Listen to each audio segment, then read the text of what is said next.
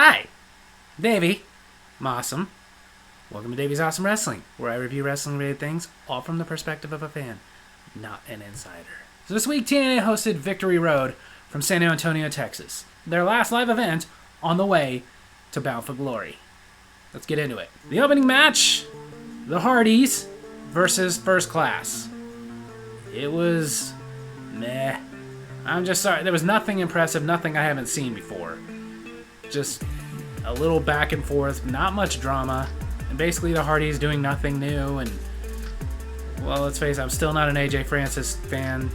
And Casey Navarro, he's got potential, but it's just this match in itself. There was like really no point to it. Like it felt like an opener match. Like let's just throw something out there, and it just went how we expected with the Hardys, of course, because they're the legends, getting the win. But again, no real drama or anything. So honestly, it was a little hard to even pay attention. I would give this one a 2 out of 5. And picking things up for the X Division Championship, Mike Bailey gets his rematch against Zachary Wentz. It was good. You know, a lot of back and forth between these two, and a bunch of close calls. And Zachary Wentz kept doing this thing to fire himself up, where he put his hands behind his back and told Mike Bailey to hit him. Then Mike Bailey told him to do the same thing. Shouldn't have to ask in a match for somebody to hit you, but okay. And then after some more back and forth, and a flamingo driver by Bailey, he got the win, regained his X Division Championship. So like I said, it was a good match, but ultimately, like, kind of tired of seeing Mike Bailey with that title. Mainly because I've talked about it, I really can't help but feel like he is an extremely overhyped wrestler. Not to mention there wasn't a real rivalry between this, just like, you know, Zachary Wentz won the title at Emergence, and now here's the rematch. But whatever, it was a good match. It got its 3 out of 5. Then, a tag team match of Rhino and PCO versus Matt Cardona and the contractually obligated Steph DeLaunder, who is now PCO's wife, but she has to because she's under contract. However, this match never really got underway, because all that happened was they came out and then Steph DeLaunder announced that she couldn't do the match because she needs to go have neck surgery, and told the three of them that they need to settle this. So as PCO helped his wife, Steph DeLaunder, out, Matt Cardona attacked Rhino, and that was really the end of it. So I can't really rate it. It wasn't a match. Just all I can do is look at it and go, yeah? Then for the Knockouts Tag Team Championships, Spitfire versus Masa Slamovich and Tasha Steelz. Tasha Steelz filling in for Alyssa Edwards, who could not defend the title due to injury, with the stipulation that if Spitfire loses this championship match, they are to disband as a team. It was pretty good. You know, plenty of back and forth, plenty of drama. And there was the drama of, like, are these two going to end up having to split up, or are they going to actually win the titles? And, you know, Spitfire throughout the match, keeping themselves, well, on fire, I guess. But hey, it worked, because not only that, but plenty of, I will say, awesome teamwork with Danny Luna and Jody Threat. They were able to get themselves the win, the titles, and remain a tag team. And then after the match, Alyssa Edwards gets in, and she's of course blaming Masa Slamovich for losing the championships, which wasn't a good idea considering Masha Slamovich was about to beat her down, but then Tasha Steelz kind of interrupted and beat down Masha Slamovich, making us question now, is Tasha Steelz in the system, or is she just helping out? I don't know. We'll find out, I guess. This match itself, wouldn't say it was quite good enough to get a 4, but a very solid 3 out of 5. Yeah! Then, rivalry stemming back from Slammiversary. Josh Alexander versus Joe Hendry. Of course, Josh Alexander upset because we all believe in him. It was a really good match. Tough back and forth between these two. And at one point, Joe Hendry got Josh Alexander into Josh Alexander's ankle lock and made Josh Alexander tap out. However, the referee was knocked out. So while Joe thought he had won and was celebrating, Josh Alexander decided to do the heel thing and kick him in the Captain Winky! However, this time, Joe was wearing a cup. A couple things wrong with that. Number one, I've worn a cup and gotten kicked in the nuts with it. It only does so much. 2, shouldn't they already be wearing cups? I don't know.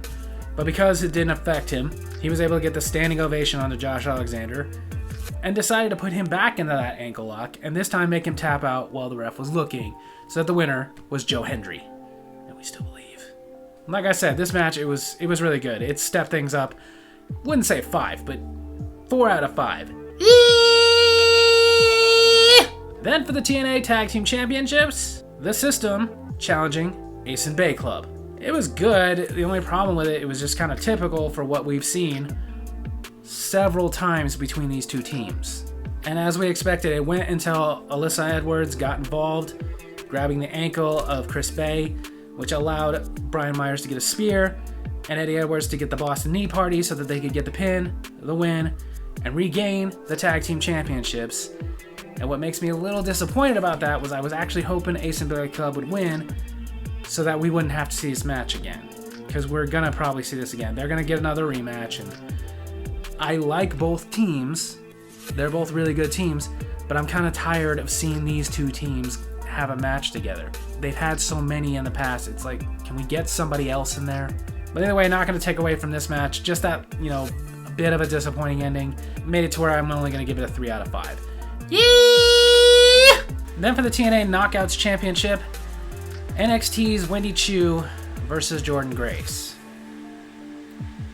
It was okay, but very predictable. Sometimes it really makes me say that, honestly, this TNA NXT thing, I really wish they'd stop. Because it was incredibly predictable, which made it hard to get invested. And itself, it was just okay. Like, if they're going to do this stuff, just have them be throwaway matches on weekly programs. Don't put them on PLEs, pay-per-views, whatever you want to call them. Yeah, sure, Wendy Choo got a couple of good shots, but ultimately at no point was Jordynne Grace in any real danger of losing her title. Got the Grace Driver, the pin, and the win over Wendy Choo. Because I will be really, really shocked if an NXT wrestler wins a TNA title, or if a TNA wrestler wins an NXT championship. I will be really shocked, but I don't see that happening. So again, if you're just going to give this these predictable little one-offs with no real rivalry building them up, then just do that on either Impact or NXT television. And it basically was just setting up so that at the end of the match, Rosemary would come out, beat up Jordynne Grace, setting up their obvious title match coming at Bound for Glory. I'd only give this one a 2 out of 5. Then the main event for the TNA World Championship, Moose challenging Nick Nemeth, getting his rematch from Slammiversary.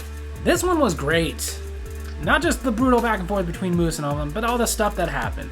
Of course, we expected the System was going to come down and get involved. And while Alyssa Edwards was about to slip the belt to Moose so that he could get the cheap shot, Mike Santana came down and stopped that from happening. So then we had a little bit more back and forth, and the System came back out. But surprisingly, the one who stopped him this time was JBL of all people, which was really cool. So then, Moose has got no help. It's just him and Nick Nemeth, allowing Nick Nemeth to get Danger Zone, get the pin, and retain his TNA World Championship. Like I said, great match, great back and forth, great story being told, especially because there was also Frankie Kazarian there at the announce table, which makes me believe that the main event of Bound for Glory is going to be Nick Nemeth and Frankie Kazarian. That would be really great. We'll see what happens. This match, though, I wouldn't say it was quite great enough to get a 5, but almost. But I'm only going to give it a 4 out of 5. So TNA Victory Road overall was pretty good. Some of it just kind of felt like filler, just kind of like an event to get us to the next one. But I can't say that it was completely filler, as we had 3 championship titles exchange hands. The X Division, the TNA Knockouts, and the TNA Tag. But some of that was disappointing. Honestly, 2 out of 3 of that was disappointing. I really didn't want to see Mike Bailey with the title again. I don't know why they're putting so much stock in the guy. He's not that great. He's good, but as far as a personality, not really. And the TNA Tag Team Championships, it's not that I have anything against the System being the Tag Team Champions. I just really don't want to see another match between the System and ABC. Hopefully, if they do that, they give that away on an Impact and then let Bound for Glory be something else. The System versus some other tag team. Maybe First Class, maybe even the Hardys, sure. I mean, yeah, we've seen that, but it hasn't been done to death like ABC versus the System has been. At this point, it's getting old. There were 2 matches that were 2s. Like the Jordynne Grace Wendy Choo match, again, We know that she's not going to lose the TNA Knockouts Championship to an NXT wrestler. Like, yeah, they're ranting and raving because Zachary Wentz beat Wes Lee, but that was a no-title match, so that might happen on occasion.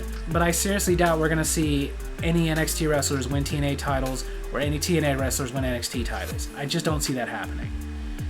If it does, it would be very shocking. But in this case, when they take literally almost no time to build that up, then we definitely know that's not going to happen. So it was really just a going through the motions kind of thing. The opening match of First Class versus the Hardys, there was really no point to it whatsoever, and there was no thrills to it whatsoever. I know they're trying to really build up AJ Francis for some reason, but it's just not working. The tag match of Steph DeLaunder and Matt Cardona versus PCO and Rhino, I get why it couldn't happen. Steph DeLaunder needs neck surgery, but I kind of feel it was a little bit cheap to just come out and announce like, hey, I need surgery, so no match. They could have been like, okay, but to replace me, that's what they normally would do. So it just kind of left a little disappointment. The two really good matches, the ones that were better than just good, was Josh Alexander versus Joe Hendry, which will hopefully lead to something in the future, and the world title match. Like, I'm glad that Moose didn't win the title back because I kind of want to see Nick Nemeth versus Frankie Kazarian, and my hope is that Frankie Kazarian wins the championship. Josh Alexander and Joe Hendry, it's not really going to lead to anything now, but eventually I'm assuming Joe Hendry is going to end up challenging for the world title. But ultimately, yeah, whereas those good matches were really good, I wouldn't say they were like fantastic enough to get 5s, just 4s, which was the thing. There were a couple of 4s, a couple of 2s, and a couple of 3s. So it was just kind of even across the board. So based on that, really with TNA, kind of have to give it the same rating I give most of their shows, a 3 out of 5. So there you have it. That's my wrestling review this week. I hope you guys enjoyed it, and if you did, make sure to hit like, hit subscribe, hit the little bell so you get notifications for when I post the videos, and leave a comment I can respond to in my next comment corner. Tell me what you thought of TNA Victory Road. Love you guys.